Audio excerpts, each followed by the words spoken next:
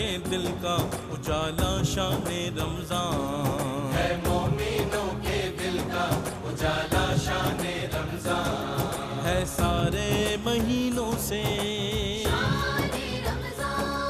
ہے سارے مہینوں سے نرالا شان رمضان، ہے مومنوں کے دل کا اجالا شان رمضان۔ بسم اللہ الرحمن الرحیم۔ مولا یا صلی وسلم دائماً ابدا علی حبیبکا خیر الخلق کلہم۔ ناظرین اکرام، نعمت افطار کی یہ خصوصی ٹرانسمیشن ARYQ-TV کے لاہور اسٹوڈیو سے آپ دیکھ رہے ہیں، اور قرآن اور اسلام یہ خصوصی پروگرام، اور آپ کا میزبان ڈاکٹر سرور حسین حاضر خدمت ہے۔ حمد سے ہم پروگرام کا آغاز کر رہے ہیں، اور آپ کی طرف سے ان اشعار پہ خاص طور پہ جو پسندیدگی کا اظہار کیا جا رہا ہے وہ ہمارے لیے تقویت کا باعث ہے۔ چند اشعار حمد کے پیش کرتے ہوئے پروگرام کو آگے بڑھاتے ہیں۔ گدا کو سطوت شاہان کوئی دیتا ہے، گدا کو سطوت شاہان کوئی دیتا ہے، برائے حمد سخندان کوئی دیتا ہے، دکھا کے اپنی ہی قدرت کا کوئی نقش حسین، جمال فن کو نئی شان کوئی دیتا ہے، جمال فن کو نئی شان کوئی دیتا ہے، میرے وجود کی نس نس میں جلوہ گر ہو کر خود اپنی ذات کا عرفان کوئی دیتا ہے، خود اپنی ذات کا عرفان کوئی دیتا ہے، کروں جو غور تو گنتی نہ ہو سکے مجھ سے، کروں جو غور تو گنتی نہ ہو سکے مجھ سے، جو نعمتیں علل اعلان کوئی دیتا ہے، جو نعمتیں علل اعلان کوئی دیتا ہے، میں جاگ اٹھتا ہوں غفلت کی نیند سے یکدم، حریم میں شوق میں آذان کوئی دیتا ہے، نظر خطاؤں کی شرمندگی سے اٹھتی نہیں، ستائیں تجھ کو پشیمان کوئی دیتا ہے، اور برائے حمد جو سر کو جھکا کے بیٹھتا ہوں، برائے حمد جو سر کو جھکا کے بیٹھتا ہوں، بنا کے مصرعِ آسان کوئی دیتا ہے، بنا کے مصرعِ آسان کوئی دیتا ہے، میری دعا کا بھرم ٹوٹنے نہیں دیتا، میری دعا کا بھرم ٹوٹنے نہیں دیتا، ہمیشہ رکھنے کو حیران کوئی دیتا ہے، اور لگا کے لو مجھے اپنے ہی ذکر کی سرور، سرور و کیف کا سامان کوئی دیتا ہے۔ حمد کے ان اشعار کے ساتھ آج ہمارا موضوع ہے قرآن اور فلسفہ اخلاق۔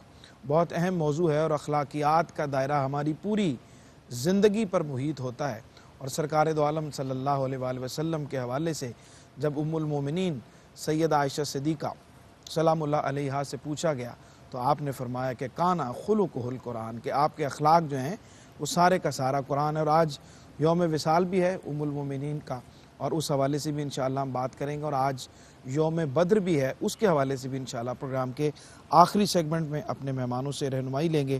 لیکن پہلے آغاز کرتے ہیں مہمانوں کے تعارف سے، اور تشریف فرما ہیں جناب مفتی محمد رمضان سیالوی صاحب، خطیب جامع مسجد داتا دربار، آپ کے ہم سب کے پسندیدہ اور محبوب۔ خوش آمدید کہتے ہیں جناب آپ کو، 2 دن کے بعد خوش آمدید جی، وہ کہتے ہیں۔ بس آپ کی ذمہ داریوں کی جو چھٹی ہے وہ ہمیں آپ کی آپ کی اور ARYQ-TV کی محبت ہے کہ وہ میری اس معقول عذر کو ہمیشہ قبول فرماتے ہیں۔ صحیح، لیکن میں وہاں ہمیشہ ان کی نمائندگی اور دعاؤں کے لیے مستعد رہتا ہوں۔ بالکل ٹھیک ہے، لیکن جمعے کے دن تو لائیو ہوتے جی ہیں آپ الحمدللہ، ماشاءاللہ، اور ایک دن کم از کم ہمارے ناظرین محروم رہتے ہیں۔ جی جناب قاری محمد یونس قادری صاحب ARYQ-TV کے جانے پہچانے میزبان اور جانے پہچانے چہرے، اور ہم سب کے بہت ہی پیارے، اور آج تشریف فرما ہمارے ساتھ، آپ کو بھی خوش آمدید کہتے ہیں۔ جناب ڈاکٹر مفتی عرفان اللہ سیفی صاحب، السلام علیکم جناب۔ آپ کا بھی بہت شکریہ، آپ تشریف فرمائے، اور آج پہلے دن آپ نے بڑا کھلتا کلر پہن کے آئے، ورنہ زیادہ تر آپ جو ہے وہ سفید لباس میں ہوتے ہیں۔ پہن لیتا ہوں، اچھا لگ رہا ہے ماشاءاللہ، بہت شکریہ جناب۔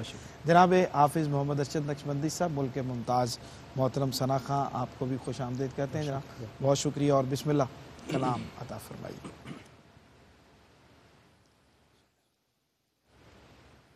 سرور صاحب، جناب اقبال رمیز کے چند اشعار حضور کی بارگاہ میں۔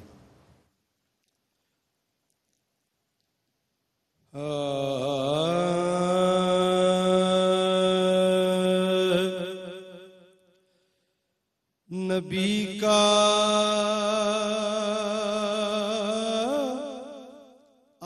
آستاں ہے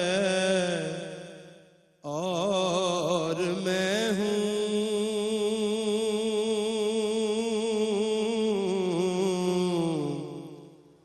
نبی کا آستاں ہے اور میں ہوں، نبی کا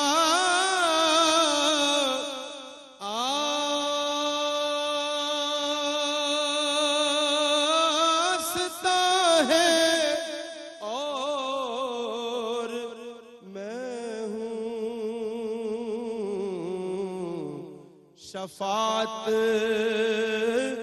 ہے امان ہے اور میں ہوں، شفاعت ہے امان ہے اور میں ہوں، گلی کوچے شہر مصطفیٰ کے، گلی کوچے شہر مصطفیٰ کے، ہجوم قدسیاں ہے اور میں ہوں، ہجوم قدسیاں ہے اور میں ہوں، سنہری جالیاں ہیں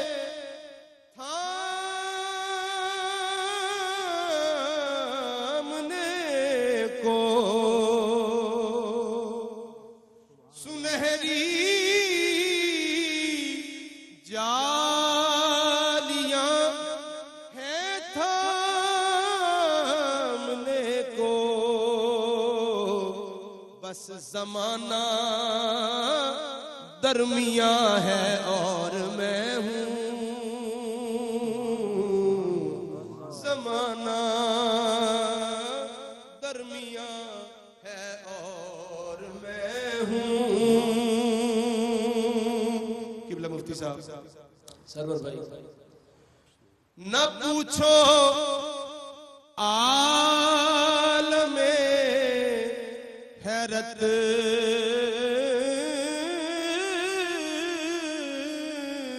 نہ پوچھو نہ پوچھو عالم حیرت نہ پوچھو محمد کا مکان ہے اور میں ہوں، محمد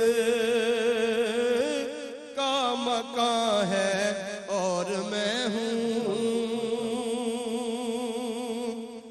رمیز اب اس سے آگے کیا سخن ہو، رمیز اب اس سے آگے کیا سخن ہو، خیال لامکاں ہے اور میں ہوں، نبی کا آستاں ہے اور میں ہوں، شفاعت ہے امان ہے اور میں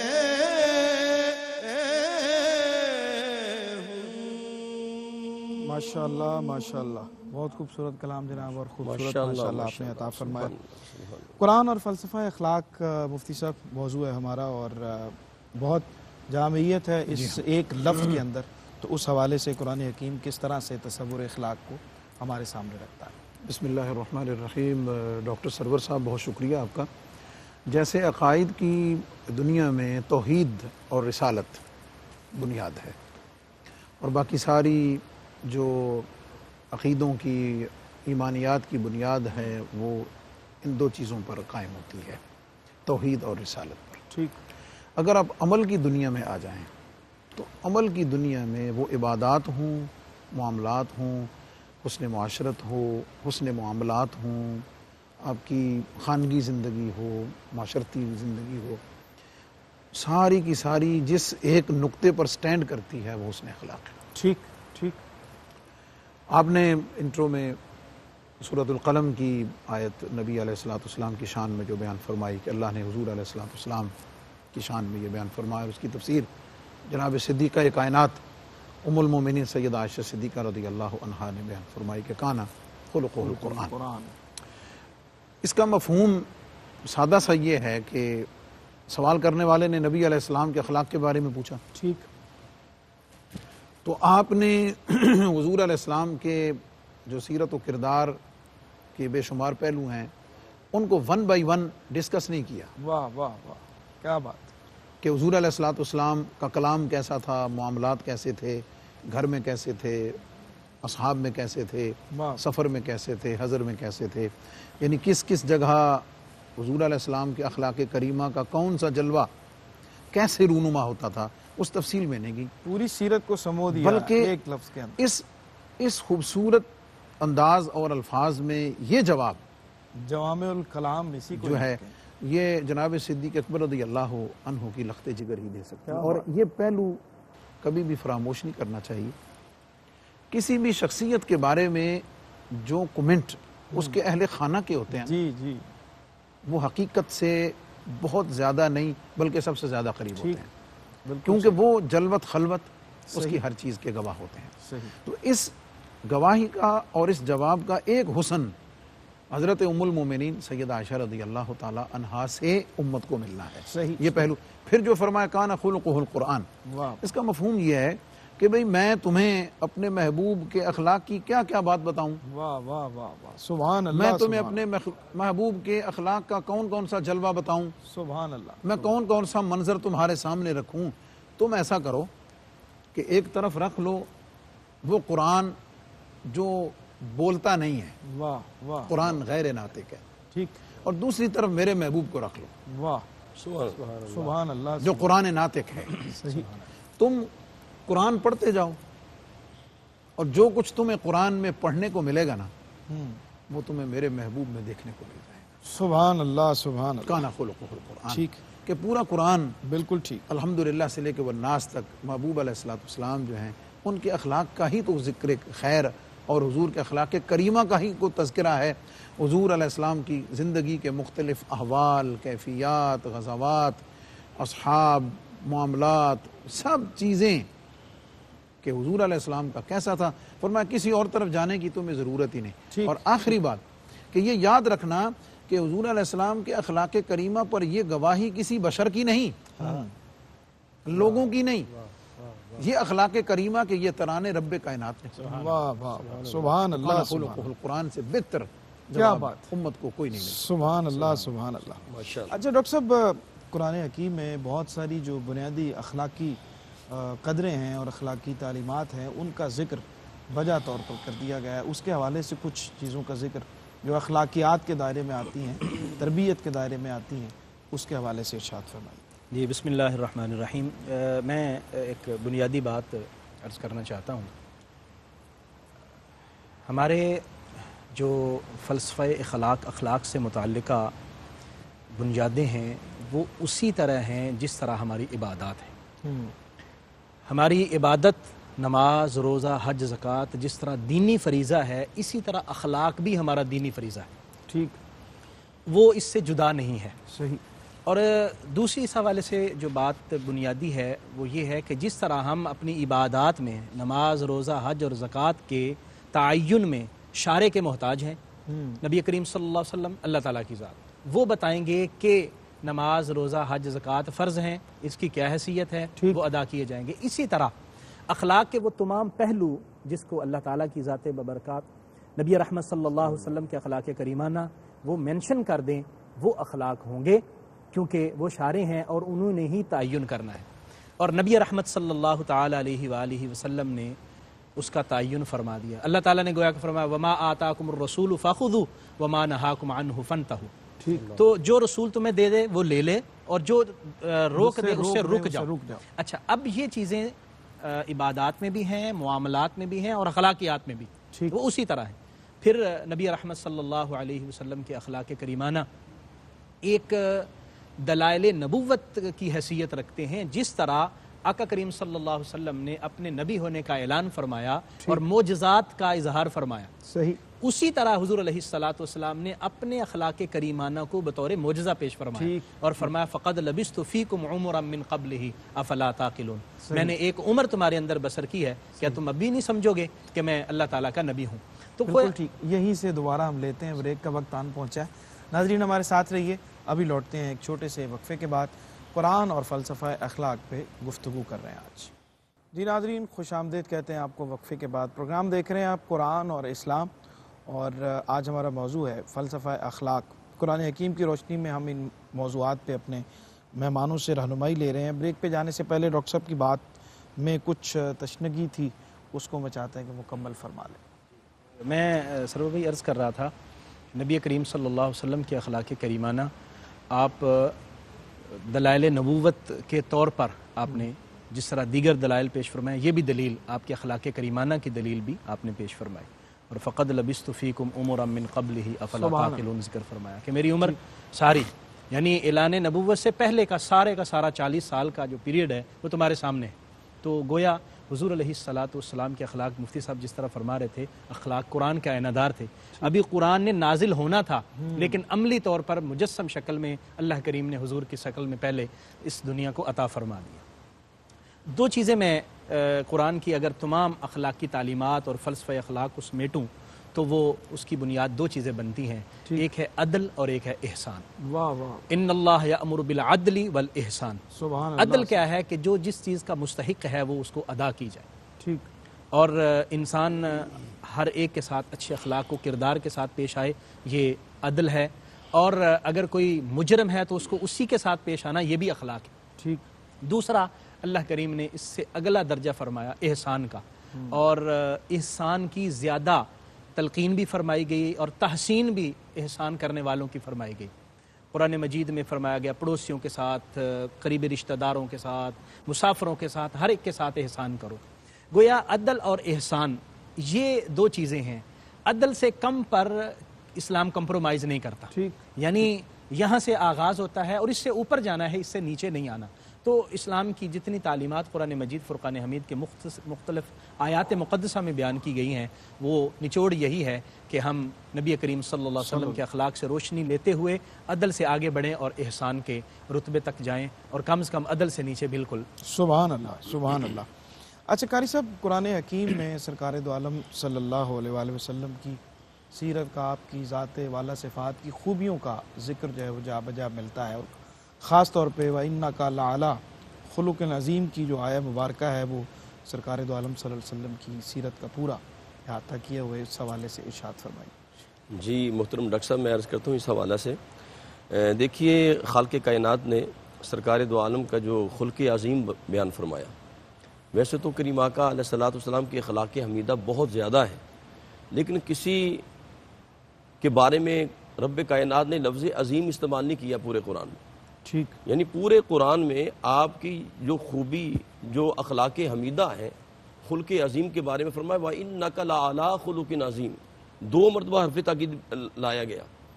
خلق جو ہے یہ اخلاق کی جمع ہے، انسان کی عادت اور خصلت کو کہتے ہیں، یعنی ایسے افعال اور اعمال جو اس کی طبیعت سے صادر ہوں اور اس میں ضرر نہ ہو، ضرر کا پہلو نہ ہو۔ تو رب کائنات نے سرکار دو عالم کو جو اخلاق کا پیکر بنا کر بھیجا ہے۔ اب مزے کی بات یہ ہے سرور بھائی کہ دیکھیں جس طرح قبلہ مفتی صاحب فرما رہے تھے، یہ گواہی کسی بندے نے نہیں دی، یعنی رب عظیم گواہی دے رہا ہے خلق عظیم کی، کیا بات، رب عظیم گواہی دے رہا ہے خلق عظیم کی، یہ بہت بڑی بات۔ اب دیکھیں کریم آقا علیہ الصلوۃ والسلام نے خود اعلان فرمایا بعثت لیتمم مکارم الاخلاق، کہ میں اخلاق کی تکمیل کے لیے آیا ہوں۔ پھر کریم آقا علیہ الصلوۃ والسلام نے بخاری مسلم کے اندر آتا ہے، متفق علیہ حدیث ہے، فرمایا ان من خیارکم احسنکم اخلاقا، فرمایا تم میں بہترین وہ ہے کہ جس کے اخلاق اچھے ہیں۔ تو اخلاق جو ہے یہ انسان کی شخصیت کا بہترین پہلو ہے۔ کریم آقا علیہ الصلوۃ والسلام کی سیرت مبارکہ کو اگر ہم دیکھیں تو آپ کی پوری سیرت اعلان نبوت سے پہلے کی لگا لیں، اعلان نبوت کی بعد کی لگا لیں، تو اخلاق حسنہ، آپ کا اخلاق دیکھیے، میں ایک جھلک دیکھیے گا۔ کریم آقا علیہ الصلوۃ والسلام کی بارگاہ اقدس میں ایک یہودی جاسوس بن کے آیا کہ سرکار دو عالم کے معاملات کو چیک کرنا چاہتا تھا۔ تو کریم آقا علیہ الصلوۃ والسلام کے گھر میں آ کے کہتا جی میں آپ کے ہاں رہنا چاہتا ہوں۔ تو کریم آقا علیہ الصلوۃ والسلام نے ایک حجرہ خالی کروایا، امہات المومنین سے ایک حجرہ خالی کروا کے اس کے اندر آپ کو لٹا دیا اور پوچھا بھی کیا چاہتے ہو، کیا کھاؤ گے؟ تو سرکار دو عالم کھجوریں بھی کھلائیں، سرکہ بھی کھلایا، 2-3 بکریوں کا دودھ بھی پلا دیا، لیکن جب رات کو سویا تو اس نے بستر خراب کر دیا۔ تو جناب صبح وہ جلدی سے نکل گیا کہیں کسی کو پتہ نہ چل جائے۔ جب وہ غسل کرنے کے لیے گیا لیکن اس کی سونے کی انگوٹھی باہر رہ گئی تھی، تو جناب غسل کر کے واپس آئے تو کریم آقا علیہ الصلوۃ والسلام اس کے بستر کو خود دھو رہے ہیں۔ تو وہ دیکھ کے حیران ہو گیا، کہا جی میں آیا تو جاسوس بن کے تھا، لیکن آپ کے اعمال کو، آپ کی اس حسن خوبی کو دیکھ کے میں پہلے مجھے کلمہ پڑھائیں پھر اس کے بعد میں صبح ناشتہ کروں گا۔ تو بتانا مقصود یہ ہے کہ کریم آقا علیہ الصلوۃ والسلام کا اخلاق جو ہے اپنے تو اپنے، بیگانے بھی اس سے فیضیاب ہوتے تھے۔ اور ایک تاریخ کا بڑا شہرہ آفاق واقعہ ہے کہ جب عبداللہ بن ابی منافق مر گیا تو وہ جناب اس کا بیٹا عبداللہ آیا، اس کا نام بھی عبداللہ تھا، تو آگے کہنے لگا یا رسول اللہ میرا باپ فوت ہو گیا تو آپ اپنی قمیض کفن کے لیے عطا کر دیں۔ تو کریم آقا علیہ الصلوۃ والسلام نے اپنا کرتا بھی عطا کر دیا۔ ڈاکٹر صاحب قبلہ تو یہ بھی اس لیے دیا تھا کہ جب غزوہ بدر میں آپ کے چچا جان آئے نا، ان کو باندھ دیا گیا قیدیوں میں، تو وہ طویل القامت تھے، تو جناب ان کا کسی کو کرتا نہیں آ رہا تھا، تو عبداللہ بن ابی منافق جو تھا رئیس اعظم، جو منافقوں کا سردار تھا، تو اس کا کرتا آیا تو سرکار نے وہ بھی بدلہ اتار دیا۔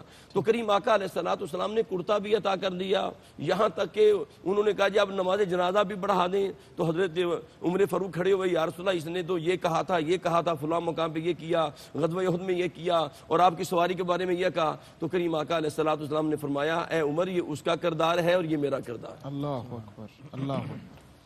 اچھا مفتی صاحب، قرآن حکیم میں اخلاقی قدروں کا، جتنی بھی اخلاقی قدروں کا ذکر ہے اور جا بجا اچھے اخلاق کا ذکر کیا گیا، ان کی جو بہترین عملی صورت ہے اس کا تو کوئی ذرہ ہمیں مل جائے تو اس سے زندگی سنور سکتی ہے، لیکن ان اخلاقیات کا جو بہترین نمونہ ہے وہ سرکار دو عالم صلی اللہ علیہ وسلم کی سیرت میں ہمیں نظر آتا ہے۔ اس حوالے سے ارشاد فرمائیں۔ جی ڈاکٹر صاحب، نبی علیہ الصلوۃ والسلام کی ایک حدیث پاک تو یہ ہے کہ تم میں سب سے بہتر وہ ہے کہ جس کے اخلاق تم میں سے سب سے اچھے ہیں، ٹھیک ہے۔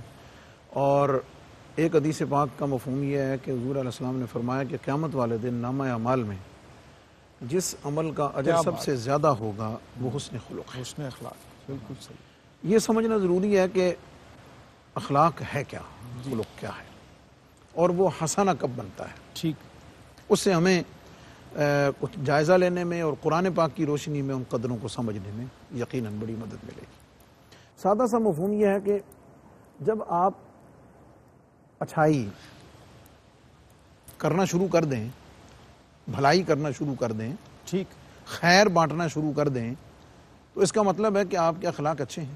صحیح، لیکن ضروری نہیں ہے کہ وہ آپ جو خیر اور بھلائی اور نیکی کر رہے ہیں، بانٹ رہے ہیں، وہ حسنہ بھی ہو۔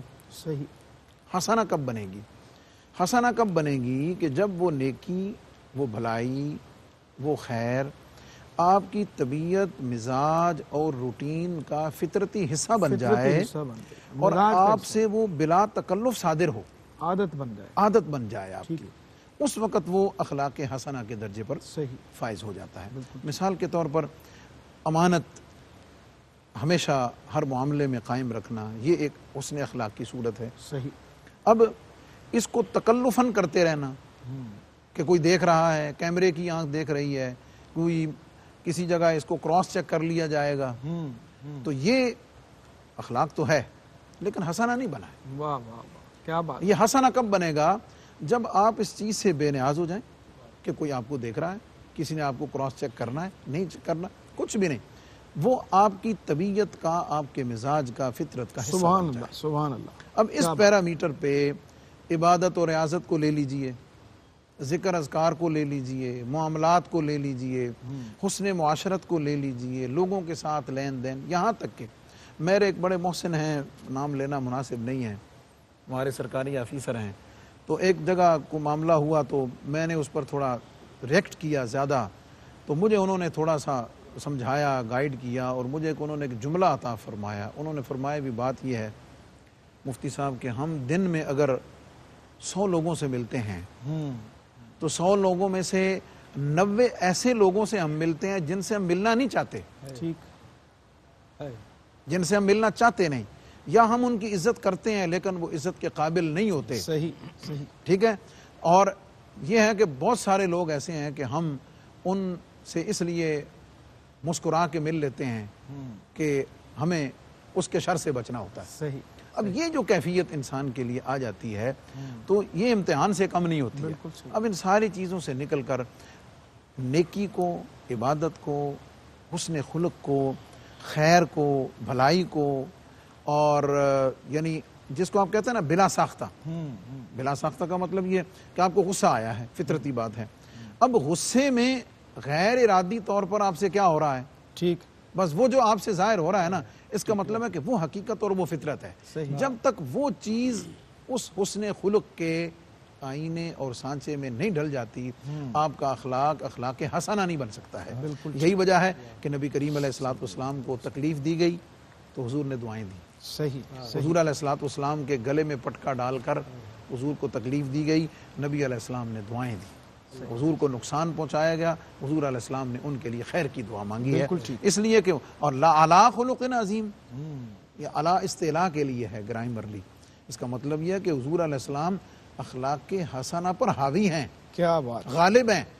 اخلاق کے حسنہ حضور سے صادر ہوتا ہے. سبحان اللہ. جسے حضور کر لیں وہ اخلاق کے حسنہ ہے، جسے حضور چھوڑ دیں وہ اخلاق رذیلہ ہے. بالکل ٹھیک. اچھا، اسی بات سے ڈاکٹر صاحب ایک سوال پیدا ہوتا ہے کہ تعمیر شخصیت کے جتنے بھی پازیٹیو پہلو ہیں یا پازیٹیویٹی آف دا پرسنالٹی ہے، اور اس کے لیے ضروری نہیں ہے کہ وہ صرف اہل ایمان کے لیے ہی ہو، بلکہ ہر وہ اچھا عمل جو اخلاقیات کے دائرے میں آتا ہے اور جس کو اپنا کر کوئی اچھا کہلا سکتا ہے، وہ سارے کے سارے قرآن و سنت کے ساتھ منسلک ہیں. اس حوالے سے ارشاد فرمائیں. جی بالکل، اس میں کوئی شک نہیں ہے. قرآن مجید فرقان حمید کا موضوع، بنیادی موضوع ہی انسان ہے. تو قرآن ایڈریس ہی انسان کی زندگی کو کرتا ہے، اس کے سفر و حضر کو کرتا ہے، اس کی خلوت و جلوت کو کرتا ہے، اور اس نے زندگی کو کیسے گزارنا ہے یہ پورا نصاب قرآن مجید فرقان حمید عطا فرماتا ہے. اس کے انفرادی اور اجتماعی معاملات کو قرآن مجید فرقان حمید بیان فرماتا ہے. اور پھر قرآن مجید نے نبی کریم صلی اللہ علیہ وسلم کی حیات طیبہ کو اسوہ حسنہ قرار دے کر ہمارے لیے ایک تعلیم فرمائی. لقد کان لکم فی رسول اللہ اسوۃ حسنہ. حضور علیہ الصلوۃ والسلام کی ذات کامل نمونہ ہے، اور اس کامل نمونے سے سبق لے کر ہم نے اپنی زندگیوں کو سنوارنا ہے، اور اس آئینے میں دیکھ کر ہمیں اپنے معاملات کو سنوارنا ہے. اور پھر یہ بات ہم اپنی عقیدت کی بنیاد پر صرف نہیں کہتے، اس میں کوئی شک نہیں ہے، ہماری عقیدت بھی، محبت بھی شامل ہے. اگر لاجیکلی دیکھا جائے تو نبی رحمت صلی اللہ علیہ وسلم کے اخلاق کریمانہ ہر اعتبار سے اس پوزیشن میں ہے کہ پوری زندگی، اور انسان کسی بھی مذہب سے تعلق رکھنے والا ہے، کسی دین کا بھی پیروکار ہے، وہ حضور علیہ الصلوۃ والسلام کے اخلاق کریمانہ سے روشنی حاصل کر سکتا ہے. حضور علیہ الصلوۃ والسلام کے اخلاق کریمانہ ایک تو جامع ہے. صحیح. آپ زندگی کے ہر شعبے کو آپ دیکھ لیجئے، حضور علیہ الصلوۃ والسلام کی اخلاق کریمانہ سے رہنمائی ملے گی. ہر شعبہ زندگی سے تعلق رکھنے والا وہاں سے رہنمائی حاصل کر سکتا ہے. دوسری، حضور علیہ الصلوۃ والسلام کے اخلاق کریمانہ کی جو صفت ہے وہ کامل ہے. صحیح. اس میں کاملیت ہے، کسی جگہ کوئی ادھورا پن نہیں ہے، ہر جگہ کاملیت آپ کو نظر آئے گی. وہ آپ حضور کی انفرادی زندگی، گھریلو زندگی، صحاب کے اندر زندگی، آقا کریم صلی اللہ علیہ وسلم بطور استاذ، حضور علیہ الصلوۃ والسلام بطور سپہ سالار، بطور ایک قائد، بطور ایک باپ، بطور ایک شوہر، ہر اعتبار سے آپ کو وہاں کاملیت نظر آئے گی. اور تیسری اس کی بہت اہم خصوصیت ہے، وہ ہماگیریت ہے. آقا کریم صلی اللہ علیہ وسلم کی سیرت میں دو اعتبار سے ہماگیریت ہے، ایک تو مکانی اعتبار سے اور ایک زمانی اعتبار سے. صحیح. مکانی اعتبار سے اس طرح ہے کہ کائنات کے جس گوشے میں اور جس جگہ پر رہنے والا شخص ہے وہ حضور علیہ الصلوۃ والسلام کی سیرت طیبہ سے رہنمائی لے سکتا ہے. اور حضور علیہ الصلاۃ والسلام اس کے لیے ایک رہنما کے طور پر، رول ماڈل کے طور پر اس کے سامنے آپ کی ذات مبارکہ موجود ہے۔ اور دوسری جو آپ کی ہماگیریت ہے وہ جو زمانی اعتبار سے ہے وہ ہے کہ صرف حضور کی سیرت طیبہ آج سے 1400 سال پہلے والے لوگوں کے لیے رہنما نہیں تھی، وہ آج تک رہنما ہے اور قیامت تک کے لوگوں کے لیے رہنمائی فراہم کرتی رہے گی۔ تو آقا کریم صلی اللہ علیہ وسلم کی سیرت طیبہ سے ہمیں سیرت کا ایسا نصاب ملتا ہے جو قرآن مجید کی صورت میں ہمیں ملتا ہے، حضور علیہ الصلاۃ والسلام کے اخلاق کریمانہ سے عملی طور پر وہ ہمیں اظہار ملتا ہے، اس سے ہم زندگی اپنی سنوار سکتے ہیں اور پورے انسان۔ اور میں سمجھتا ہوں کہ مسلمانوں کو تو حضور علیہ الصلاۃ والسلام کے اخلاق کا آئینہ دار ہونا چاہیے اور ہمارے اخلاق سے حضور کے اخلاق کی خوشبو آنی چاہیے۔ جی بالکل ٹھیک۔ ناظرین بریک کا وقت ہے، ہمارے ساتھ رہیے، لوٹتے ہیں ایک چھوٹے سے وقفے کے بعد۔ جی ناظرین خوش آمدید کہتے ہیں، وقفے کے بعد آپ کو پروگرام دیکھ رہے ہیں، آپ قرآن اور اسلام اور فلسفہ اخلاق پہ ہم گفتگو کر رہے ہیں۔ بہت اہم سوال ہے اور مختصراً ہم چاہیں گے کہ قاری محمد یونس قادری صاحب ہماری اس پہ رہنمائی فرمائیں۔ جتنے بھی مذاہب دنیا میں ہیں اور خصوصاً دین اسلام، اس کی جو بنیادی تعلیمات کا جو مرکز و محور ہے وہ انسانوں کی اخلاق کی تربیت ہے۔ جی تو مذہب کا بنیادی مقصد اور اس کا مطلب انسانوں کی اخلاقی تربیت ہی ہے، کیا فرماتے ہیں آپ؟ محترم ڈاکٹر صاحب دیکھیے گا قرآن پاک کے اندر جو بنیادی تعلیم رب کائنات نے عطا فرمائی ہے اس میں بہت سی ہمیں چیزیں نظر آتی ہیں جس کے اندر اخلاق کا نور نظر آتا ہے۔ صحیح۔ کہیں رب کائنات نے فرمایا خذ العفو وامر بالعرف واعرض عن الجاہلین، فرمایا حبیب معاف کرنا اختیار کیجیے اور ان برے لوگوں سے اعراض کیجیے۔ کہیں فرمایا ولیعفوا ولیصفحوا ولا تحبون ان یغفر اللہ لکم، اصلاح کریں، معاف کریں، کیا آپ نہیں چاہتے آپ کا رب آپ کو معاف فرما دے؟ کہیں قرآن نے کہا والکاظمین الغیظ والعافین عن الناس واللہ یحب المحسنین، فرمایا میرے بندوں کی نشانی یہ ہے جن سے میں محبت کرتا ہوں وہ غصہ پی جاتے ہیں، معاف کر دیتے ہیں۔ پھر کہیں رب کائنات نے یعنی یہ بہت سی جگہوں پہ رب کائنات نے قرآن پاک میں اخلاق حسنہ کا ذکر فرمایا۔ خود کریم آقا علیہ الصلوۃ والسلام کی سیرت مبارکہ کا مطالعہ کرتے ہیں تو حضرت انس بن مالک کہتے ہیں میری والدہ مجھے 9 سال کی عمر میں لے گئی حضور کی بارگاہ میں، 9 سے لے کر 19 سال تک میں حضور کی بارگاہ میں 10 سال رہا۔ فرماتے ہیں مجھے سرکار دو عالم نے اپنی اس دورانی میں کبھی اف تک نہیں کہا، مجھے کبھی یہ نہیں کہا یہ کام تو نے کیوں کیا، یہ کیوں نہیں کیا۔ پھر سرور بھائی اس کا جو عکس ہے قرآن کا، پھر سرکار کی سیرت کا، وہ صحابہ میں نظر آتا ہے، پھر حضور کی امت تک پہنچتا ہے۔ دیکھیے سیدنا عمر فاروق رضی اللہ تعالیٰ جلوہ فرما ہے اور حضرت علی کرم اللہ وجہہ الکریم ان سے ملاقات کے لیے آئے تو آپ ایک دیا جلا کے، چراغ روشن تھا تو کچھ کام کر رہے تھے، تو جو ہی مولا علی آئے آپ کے پاس تشریف لائے تو انہوں نے پوچھا جی کس کام سے آئے ہیں، کوئی ریاستی کام ہے یا ذاتی کام ہے؟ انہوں نے کہا جی ذاتی کام ہے۔ فوراً انہوں نے دیا بجھا دیا، کہا کہ یہ ریاست کا تیل تھا، اب آپ کی ذاتی بات ہے تو آپ اپنی ذاتی بات کر رہے ہیں۔ تو بات یہ ہے کہ انسان کے ہر عمل کے اندر اخلاق حسنہ کا نور نظر آنا چاہیے اور پھر ہی انسان کی جو شخصیت ہے وہ مکمل ہو جاتی ہے انشاءاللہ۔ جی بالکل ٹھیک، بالکل ٹھیک۔ اچھا آج کا دن جو ہے مفتی صاحب جی ہاں بہت اہمیت کا حامل ہے اور کئی نسبتیں ہیں اس کی، بلکہ میں چاہوں گا کہ ہم آخر میں آپ سے پوری اس کے اوپر بات کریں۔ ڈاکٹر صاحب سے ذکر کرتے ہیں اس کا کہ آج یوم البدر بھی ہے اور ام المومنین کا یوم وصال بھی ہے، اس حوالے سے کچھ ارشاد فرمائیں۔ جی یوم بدر اسلام کی باقاعدہ پہلی جنگ ہے جو عالم اسلام کو بہت خوبصورت تعلیمات فراہم کرتی ہے۔ اس میں نبی رحمت صلی اللہ علیہ وسلم کے جانثاران ان کی محبت، حضور علیہ الصلاۃ والسلام کے ساتھ تعلق اور حضور علیہ الصلاۃ والسلام کے ایک اشارہ ابرو پر اپنا سب کچھ قربان کرنے کے لیے تیار رہنا، یہ ساری چیزیں ہمیں نظر آتی ہیں۔ حضرت سعد رضی اللہ تعالیٰ عنہ عرض کرتے ہیں حضور اگر آپ ہمیں سمندر میں کود جانے کا بھی حکم دیں گے تو ہم آپ سے نہیں پوچھیں گے۔ یا رسول اللہ، حضرت عبد الرحمن بن عوف رضی اللہ تعالیٰ عنہ، دیگر صحابہ، حضرت سواد رضی اللہ تعالیٰ عنہ عرض کرتے ہیں حضور ہم قوم موسیٰ کی طرح نہیں ہیں جو کہیں گے اذهب انت وربک فقاتلا انا ہاہنا قاعدون۔ تو صحابہ کرام نے حضور علیہ الصلاۃ والسلام کے آپ کے حکم پر بدر میں جا کے ڈیرا لگایا اور اللہ تبارک و تعالیٰ نے اس یوم کو یوم الفرقان فرمایا، حق اور باطل کی فتح کا دن فرمایا۔ تو فتح بدر کا پیغام نبی رحمت صلی اللہ علیہ وسلم کی اطاعت اور فرما برداری کا پیغام ہے۔ حضرت سید عائشہ صدیقہ رضی اللہ تعالی عنہا محبوبہ رسول صلی اللہ علیہ وآلہ وسلم، حضور علیہ الصلاۃ والسلام فرماتے تھے کہ مجھ پر کسی اور زوجہ کے گھر میں وحی نازل نہیں ہوتی، جب میں عائشہ کے گھر میں ہوتا ہوں تو اللہ تعالیٰ کی وحی نازل ہوتی ہے۔ سبحان اللہ۔ حضرت عائشہ صدیقہ رضی اللہ تعالی عنہا امت کی محسنہ ہیں، آپ اللہ تبارک و تعالیٰ نے آپ کی عفت معابی کو بیان کرنے کے لیے قرآن کی آیات مبارکہ کو نازل فرمایا، اور امت کا جو ابھی حضور صلی اللہ علیہ وسلم کی سیرت کا اور حضور کے اخلاق کا ذخیرہ ہم تک پہنچا ہے، وہ بہت بڑا حصہ ہے جو حضرت سیدہ عائشہ صدیقہ رضی اللہ تعالیٰ عنہا سے مروی ہے. تو آپ محسنہ ہیں امت کی. بالکل ٹھیک. قاری صاحب آپ بھی ذرا مختصر. قبلہ ڈاکٹر صاحب میں عرض کرتا ہوں جی، یہ غزوہ بدر کے حوالے سے خاص طور پہ، کیونکہ میں نے گفتگو کے آخری حصہ جو میرا حضرت انس بن مالک کے حوالے سے تھا، ٹھیک، تو وہ فرماتے ہیں غزوہ بدر جو ہے یوم الفرقان ہے، حق و باطل کی جنگ ہوئی، اور اس میں جو لاڈ نظر آتا ہے اللہ پاک کے ساتھ کہ مالک اگر یہ میرے 313 نہ رہے تو پھر قیامت تک تیرا نام میں لینے والا کوئی نہیں رہے گا.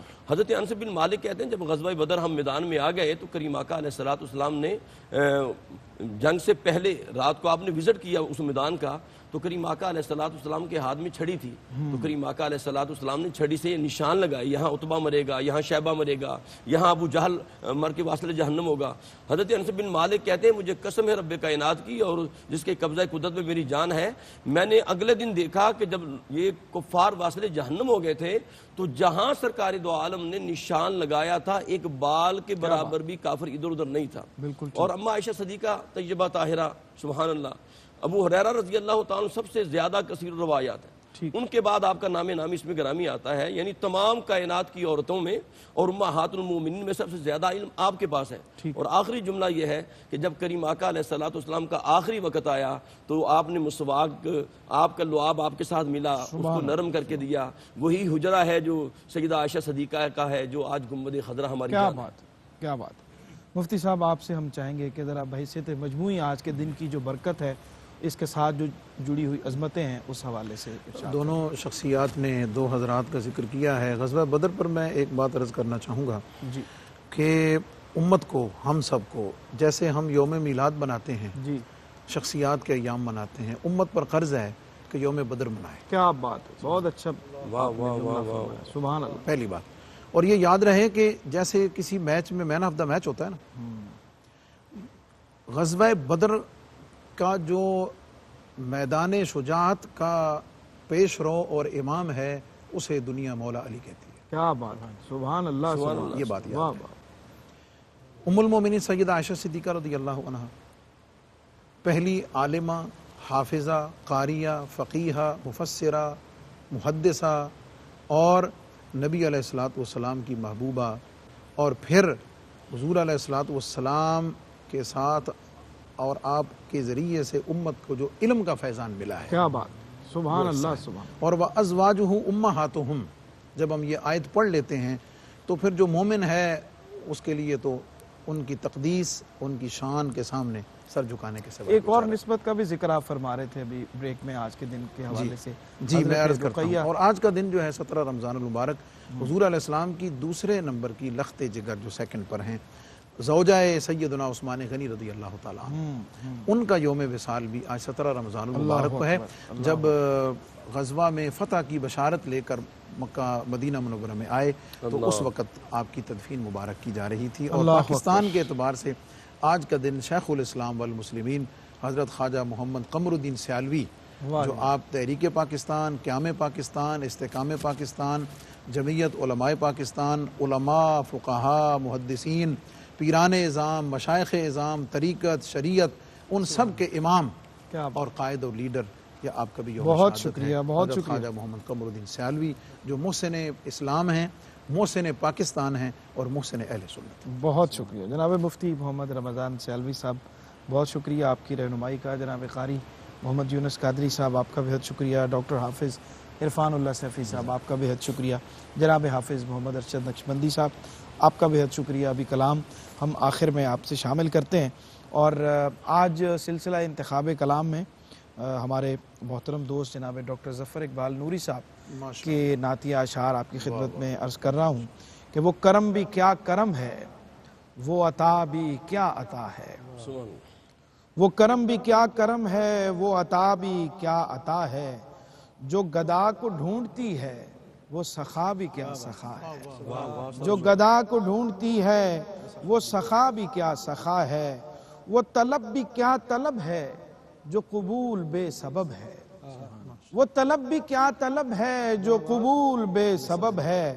جسے عفو خود چھپا لے وہ خطا بھی کیا خطا ہے، واہ جی واہ، واہ جی جسے عفو خود چھپا لے وہ عطا بھی کیا عطا ہے، تیرے بولنے سے پہلے جسے رب قبول کر لے، جسے بولنے سے پہلے، تیرے بولنے سے پہلے جسے رب قبول کر لے، میں فدا تیری دعا کے وہ دعا بھی کیا دعا ہے، میں فدا تیری دعا کے وہ دعا بھی کیا دعا ہے، اور دم واپسی بھی آقا مجھے اذن ہو ثنا کا، کیا خوبصورت اچھی دعا ہے کہ دم واپسی بھی آقا مجھے اذن ہو ثنا کا، چلے یوں جو نعت پڑھتا وہ گدا بھی کیا گدا ہے، اور میری آخری گھڑی ہو میرے لب پہ یا نبی ہو، میری آخری گھڑی ہو میرے لب پہ یا نبی ہو ظفر پہ یوں جو آقا یہ عطا بھی کیا عطا ہے، اور جو گدا کو ڈھونڈتی ہے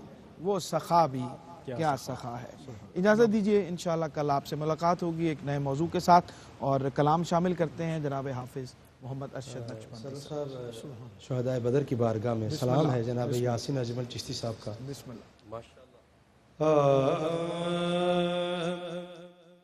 بدر کے سارے شہیدوں کی شہادت کو سلام،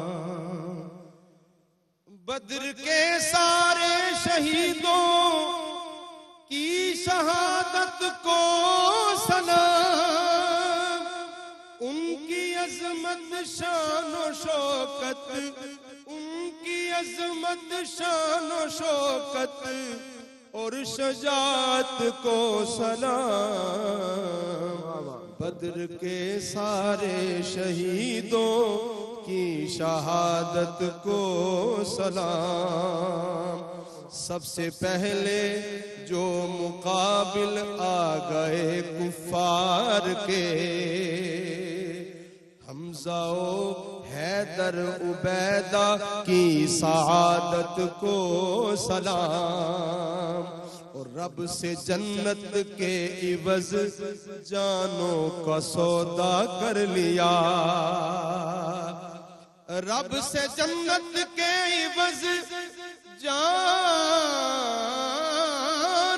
کا سودا کر لیا، اہل دل کا بدر والوں کی تجارت کو سلام، اہل دل کا بدر والوں کی تجارت کو سلام، جہاں ہتھیلی پر لیے جو چل دیے میدان کو، پیش کرتا ہے جہاں ان کی اطاعت کو سلام،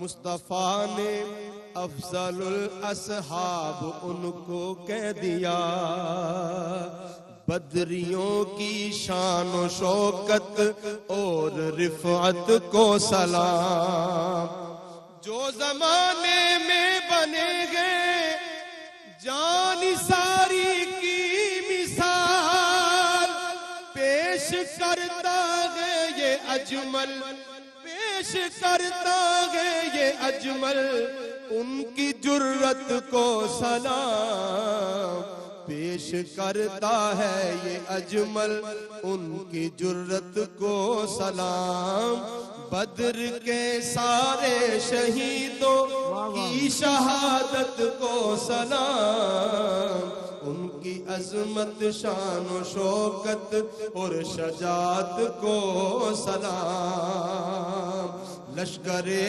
کفار کی کثرت سے وہ لرزے نہیں، لشکر کفار کی کثرت سے وہ لرزے نہیں، ان کے جذبے ان کے ایمان، ان کے جذبے ان کے ایمان کی حرارت کو سلام، بدر کے سارے شہیدوں کی شہادت کو ہے سارے مہینوں سے، ہے سارے مہینوں سے نرالا شان رمضان۔